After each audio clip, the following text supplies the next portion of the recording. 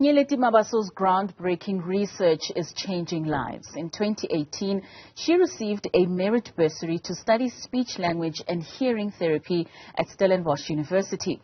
In her final year, the South African Speech, Language and Hearing Association conferred on her and 7 others the AB Clemons Prize for Best Research Project in South Africa. But to help us understand this groundbreaking research and the prize for Best Research Project, Nyeleti Mabaso, a speech-language pathologist, now joins us. Nyeleti, thank you so much for your time and for joining us this evening. Now, you are a lady that grew up in a royal family and you got a lot of your teachings and your moral compass from women. Can you talk to us about the role that you needed to play in choosing a career path that would contribute back to the community of Venda, which you come from? Thank you so much for having me. As you've already mentioned, I chose this profession because I had identified some needs in our community in Venda, and as part of my royal duties, those are the factors that I wanted to resolve with this profession. And how have you resolved them so far? Okay, so far I have adapted and translated language assessment protocol, which is called the Multilingual Assessment Instrument of Narratives into Venda.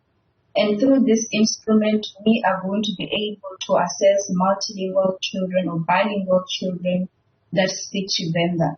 So this is one of an assessment that was groundbreaking from Stellenbosch University and has also been conferred that AB Clemons Prize because it had solved the problem that speech therapists in our country do not have assessment protocols that actually cater for African people. And is this only particularly to the Venda language that you're saying that speech therapists don't have tools in order to assist, or is this across all African languages? This is across all African languages in South Africa. How important do you believe is that preservation of the origins of our African languages? I think that is very crucial because it it forms part of our identity as people. Therefore, we should also be able to have indigenous protocols that are able to cater to our holistic needs as Africans. So, Nyeleti, I mean, being a young lady coming from a village in Venda, how do you believe you've influenced other young women in such a groundbreaking initiative that you've partaken in and also having been conferred at the University of Stellenbosch? I believe that young people, particularly African people in this space of speech-language pathology, will now be able to have courage to actually start research that's centered around African people, because that has been a limitation that we have in the profession. You also have some pioneering work that you've done with regards to early childhood intervention programs that specifically look at special needs children. Talk to us about that. Okay, when I was working last year at Temba Hospital, I identified that this was a rural community, that most of the patients that I was attending to did not have any means of social grant, or their parents were also illiterate and could not necessarily do the activities that I wanted them to do. So in trying to resolve that dilemma at Ehlanzini district last year, I was able to pioneer this program where I was able to centralize the service of social grants.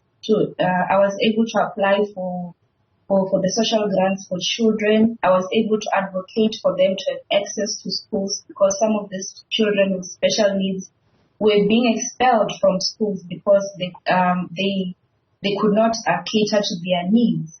So in trying to centralize all those things, I was able to start that program that was able to cater to over 200 children last year.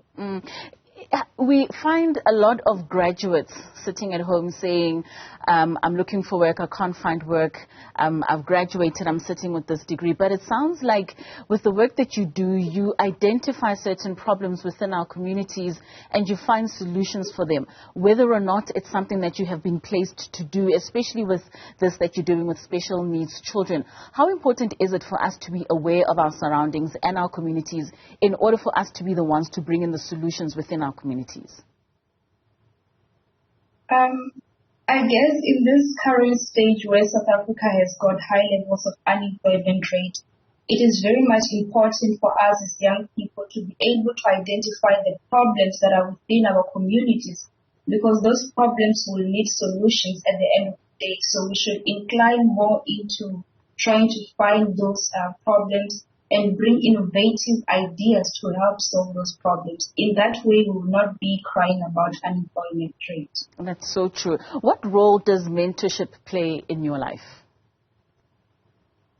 Mentorship is a very crucial subject for me, because for me to be able to be at this stage in my life where I have received about 3 national awards and international recognition, it is all due to the mentorship that I've received in my life, particularly from my mother, Princess Nsundeni Valashkonero, and my grandmother was my custodian throughout my life, Queen Poppy Marubini Mpapulu.